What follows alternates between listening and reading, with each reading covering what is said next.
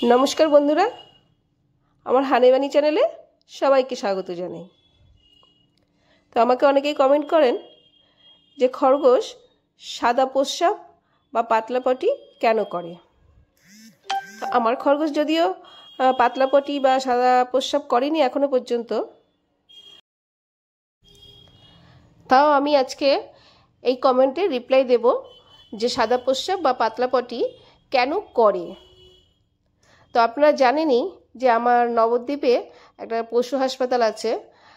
तो सेखानकार डाक्तार आमी एर आगेर भिडियोते मैं बोलेछिलाम एटा जे सेखानकार एक डाक्तार आमार बाड़िर पाशे थाके। तो सेहेतु आमी तार काछ थेके किछु किछु इनफरमेशन पाई। तो चलुन भिडियोटा स्टार्ट करा जाक। तबे स्टार्ट करार आगे आमी बोलबो जारा आमार भिडियोटा नतून देखছেন তারা অবশ্যই একটু সাবস্ক্রাইব করে আমার পাশে থাকবেন।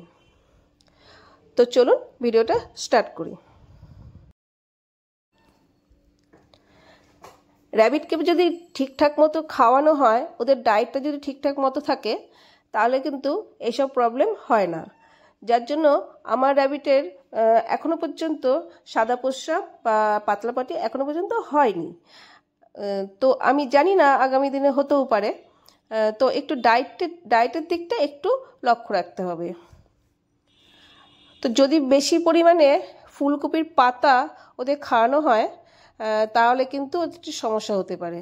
ফুলকপির পাতা খেতে ওরা খুব ভালোবাসে, ওরা খায় ফুলকপির পাতা, বাঁধাকপির পাতা, তারপর লেটুস পাতা, ব্রোকলির পাতা, এইগুলো ওরা খেতে খুব ভালোবাসে। কিন্তু এইগুলো না যেহেতু ওরা ভালোবাসে অল্প অল্প দেবেন। কারণ আমরা মানুষরা অনেক সময় অনেক কিছু খেতে খুব ভালোবাসি, কিন্তু সেই জিনিসগুলোকে যদি রোজ রোজ বা বেশি পরিমাণে খেয়ে নিই তাহলে কিন্তু আমাদের খুব সমস্যা হয়।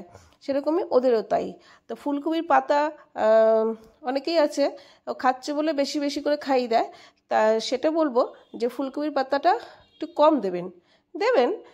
যেহেতু ভালোবাসে একটু দেবেন, ঠিক আছে। কিন্তু ফুলকপির পাতা খেলে কিন্তু ওর বেশি পরিমাণে যদি খেয়ে নেয় তাহলে কিন্তু ওরা পাতলা পাটি করে।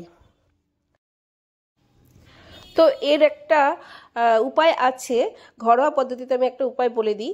যদি গমের ভুসি খাওয়ানো যায়, যখন দেখবেন যে পাতলা পটি করছে তখন ফুলকপির পাতাটা বাদ দিয়ে তার পাশাপাশি আপনি গমের ভুসি দেন, তাহলে কিন্তু পায়খানাটা অনেকটা টাইট হয়ে যায়। আর হচ্ছে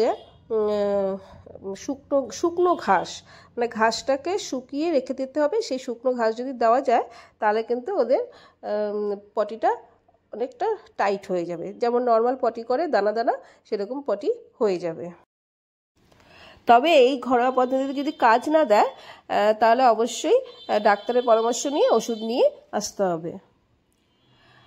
তো এবার বলি সাদা প্রস্রাব কেন করে। তো সাদা প্রস্রাব বেশিরভাগ অনেক সময় বা খরগোশ করে থাকে। হ্যাঁ, যখন নাকি একটু জলটা কম খাওয়া হয়, ওরা একটু জলটা কম খায়, তো একটু খেয়াল রাখতে হবে যে জলটা যাতে একটু বেশি পরিমাণে খাওয়ানো যায়। তো জলটা যদি খাওয়ানো যায় তাহলে কিন্তু সাদা প্রস্রাব করবে না। তবে এটাতে খুব বেশি ভয়ের কিছু নেই। তো এটা অনেক র‍্যাবিটই সাদা প্রস্রাব করে। তবে যখনই দেখবেন সাদা প্রস্রাব করছে তো জলের পরিমাণটা একটু বেশি বাড়িয়ে দেবেন। আর হচ্ছে জল যদি খেতে না চায় তাহলে খাবারের সাথে মানে ধরুন কলমি শাক বা ঘাস যখন দেবেন আপনি ওদেরকে, তখন ওটা ধুয়ে দেবেন, একটু জল সমেত দেবেন যাতে গায়ে গায়ে একটু জল লেগে থাকে। তাহলে কি হবে, ওদের জলটাও ওখান থেকে কিছুটা ঘাটতি মিটে যাবে। আর শশাটা প্রচুর পরিমাণে দেবেন, তাহলে জলটা আর না দিলেও চলবে। মানে না দিলেও চলবে বলতে না খেলেও চলবে।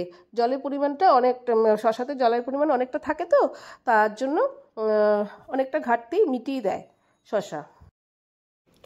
তো এই ছিল আজকের ভিডিওটা। ভালো লাগলে অবশ্যই একটা লাইক কমেন্ট দেবেন। তো এখানেই ভিডিওটা শেষ করছি। চলুন, টাটা, বাই বাই। সবাই ভালো থাকবেন, সুস্থ থাকবেন, আর আপনাদের র‍্যাবিটরা অবশ্যই যেন ভালো থাকে।